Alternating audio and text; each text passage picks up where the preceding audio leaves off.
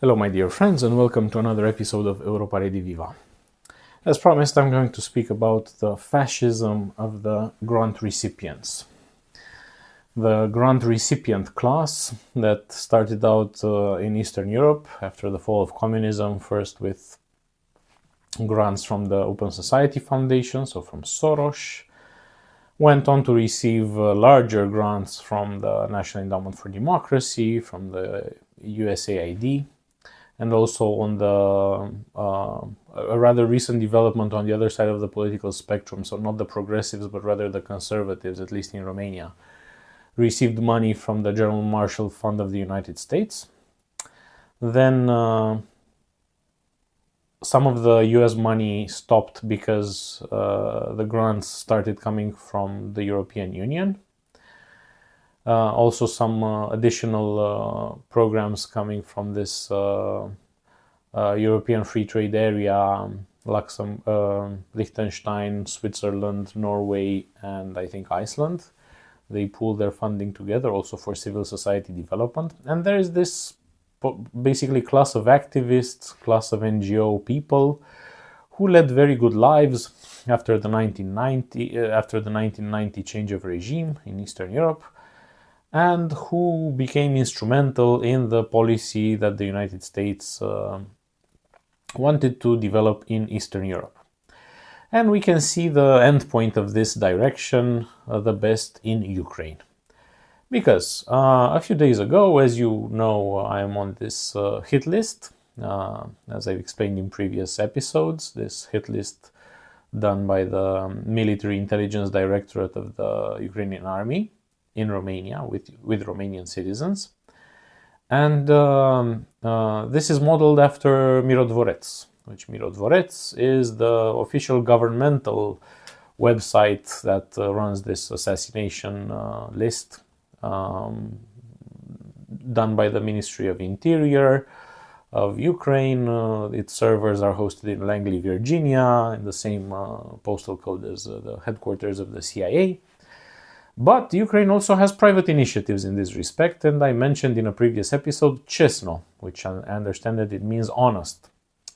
So Chesno started out as an NGO, I think in 2012 or 2013, before the Maidan anyway, and it went on to expand with money from the Open Society Foundation, so from George Soros. It went on to expand program, a political vetting program, the Coalition for a Clean Parliament, that was pioneered in Romania in this think tank where I worked. I had worked a few years before, and I was actually working there when this initiative was being developed, also with funding from the United States grant agencies.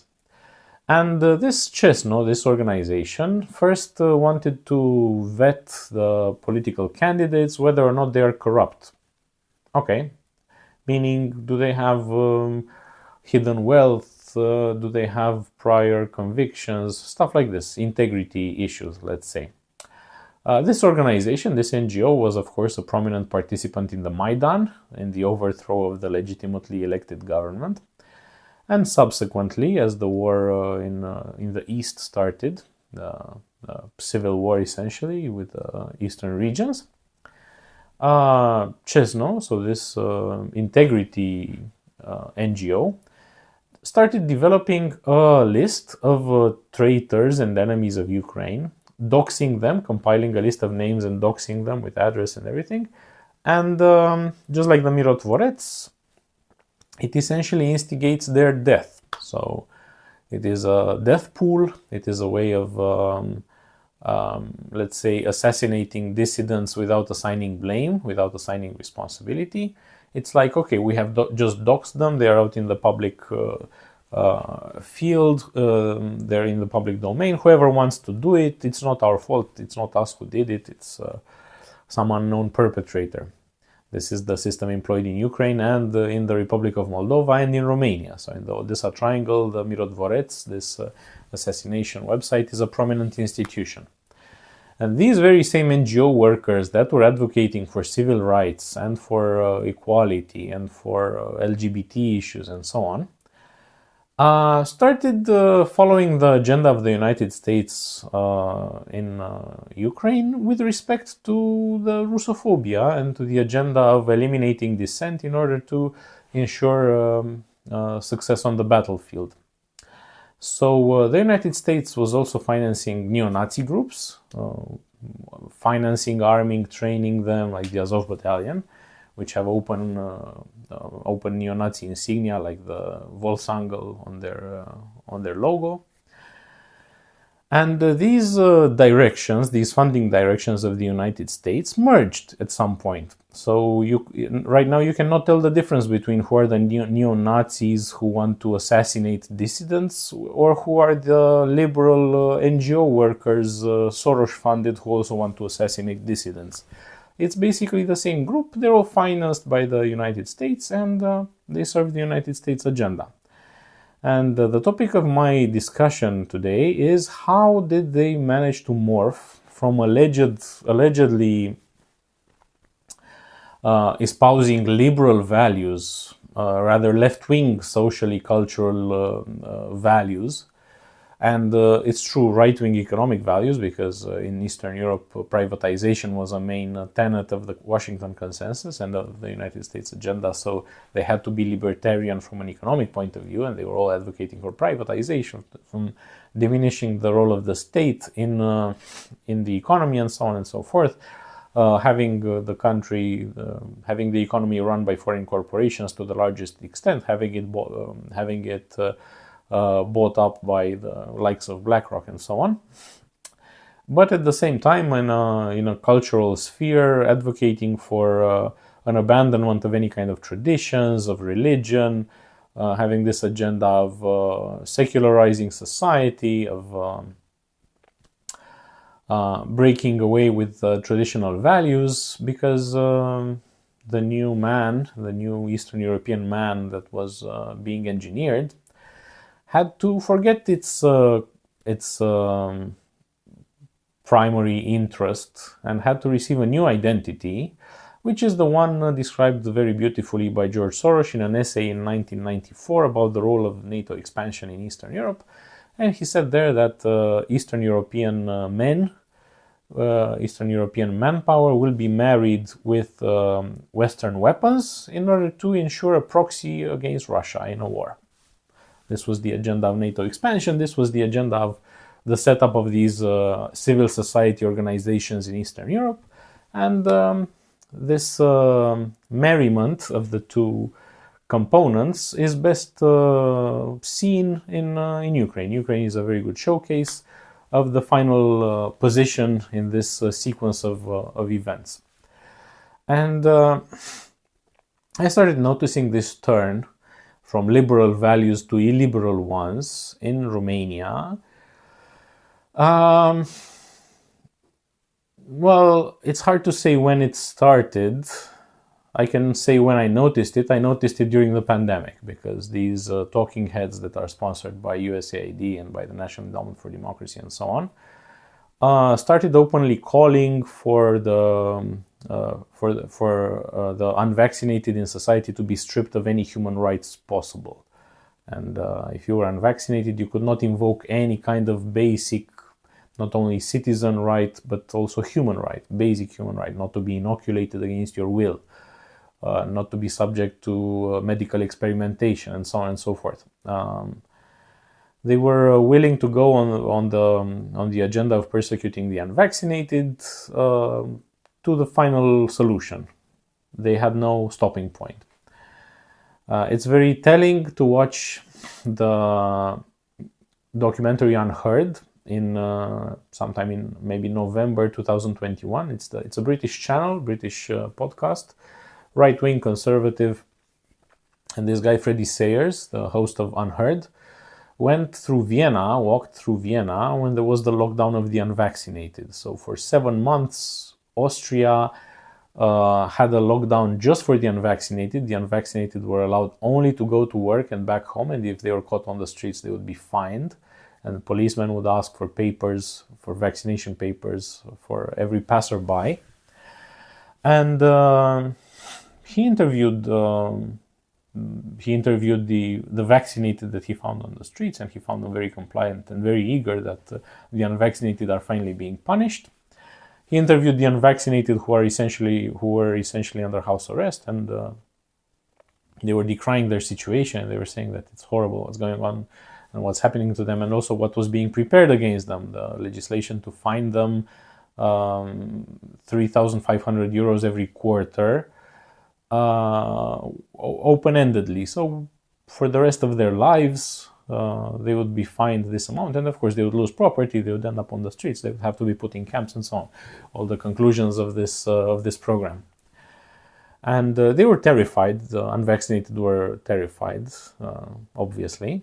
And the civil society was interviewed. Ivan Krastev. Ivan Krastev is a Bulgarian grant recipient from all the possible US institutions you can imagine. He's not very famous in Bulgaria. I tried to look him up with Cyrillic on YouTube. He barely appeared on a podcast, but he goes on this conference circuit of Radio Free Europe, of the USAID, of the National Endowment for Democracy. He's like a figurehead for European democracy. In Bulgaria, he's not very popular. I believe he was also not very popular growing up before he was recruited because he has some physical deformities, which is also the case with the first Romanian grant recipients that were recruited. All sorts of physical deformities that probably had them bullied as children, and as grown-ups had them develop this resentment towards their own societies, and they were considered the perfect candidates to implement the American agenda against their own countries. So Ivan Krastev said he was in Vienna because the Central European University, where he was a professor, had moved because of Orban, because of the government of Viktor Orban, had moved from Budapest to Vienna. And he, as an expert in human rights, says some very interesting things, which were also mimicked by his counterpart in Romania, the lady who was the mother goose of all civil society organizations. Both of them said the same. The unvaccinated should have no rights because they are bad people, because they never did anything good in their lives, and it's not their rights are not infringed. Our rights are infringed by their behavior, and we've been lenient to them until now, and we should stop being so lenient, and we should start responding against their infringement upon our rights. This is how they were framing it. So they were essentially advocating, both in Romania and this Bulgarian guy in Vienna, they were both advocating for putting essentially the unvaccinated into camps. The lady in Romania even wrote an op-ed describing how, because we are such bad people, we should be put behind bars. We should be. It was an op-ed extolling the virtues of the separation fence in supermarkets between the unvaccinated and the vaccinated, and she went on to claim that our place is behind bars, and it's only normal that we should be isolated from the rest of society, and this is just the beginning. So this is when it struck me, because she had been my boss. I worked for this think tank in Romania. I thought at the time it was a think tank. They describe themselves as think tanks. They do not do proper research. They just regurgitate the talking points that come from Washington, and they receive money from there to do so. But having seen this apostle of human rights that I considered her to be, say outright that the unvaccinated should have no rights, and they are infringing upon the rights of the collective rights of the rest of society, and whatever will be done to them, it is their own doing because they are bad people. Seeing this type of discourse made me aware of this whole situation, and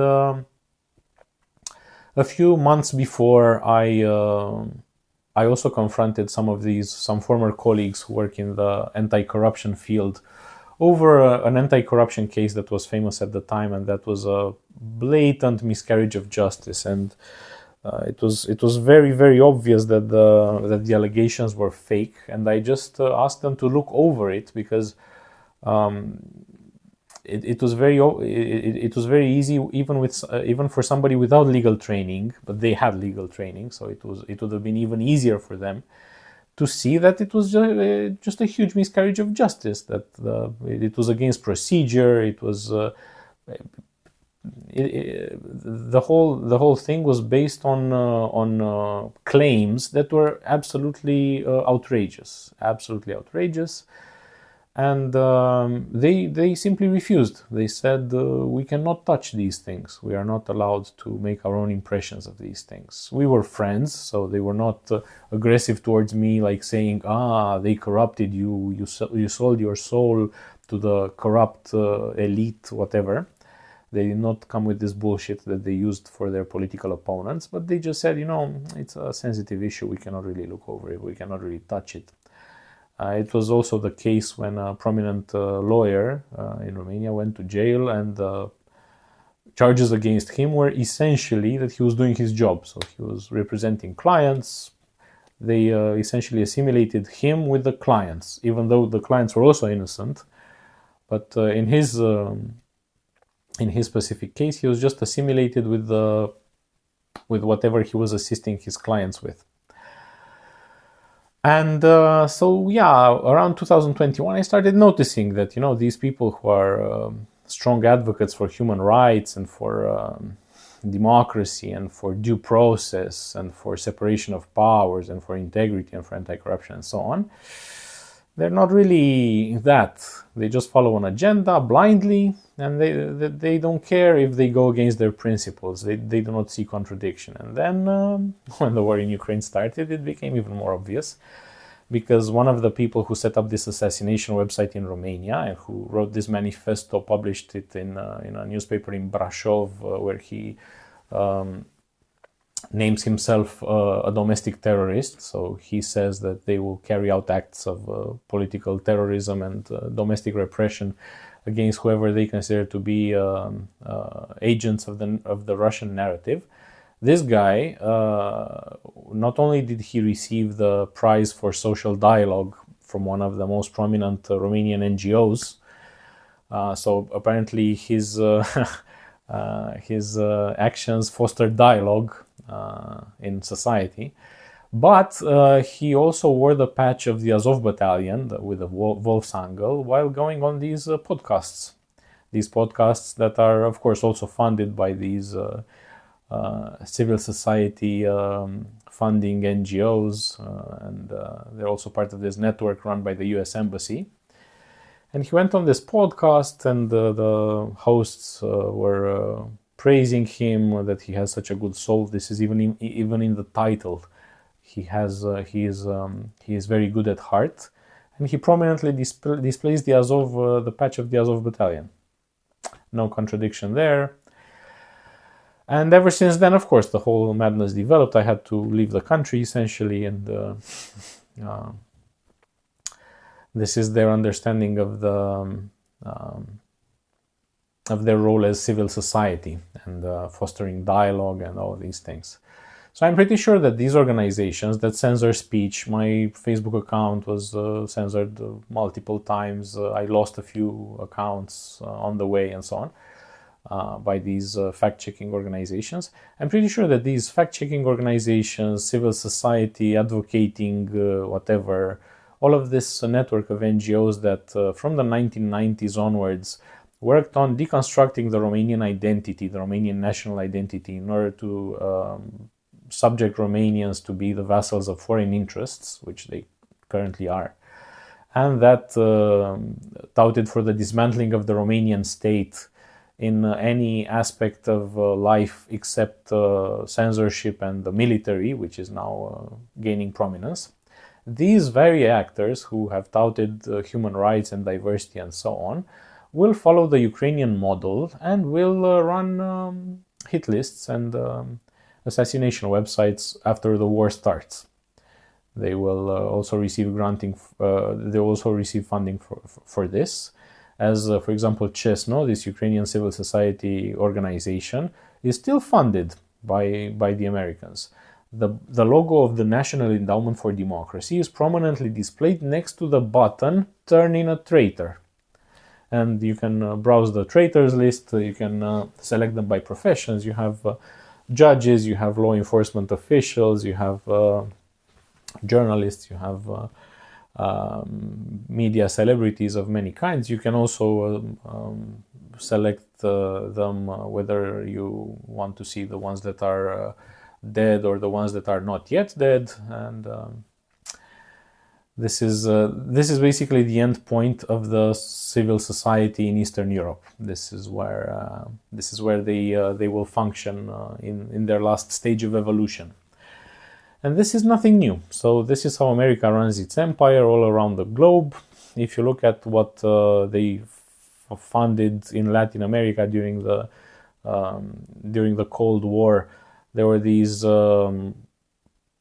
guerrillas that were against the left. They were assassinating union members, they were assassinating intellectuals who were left-leaning, and so on.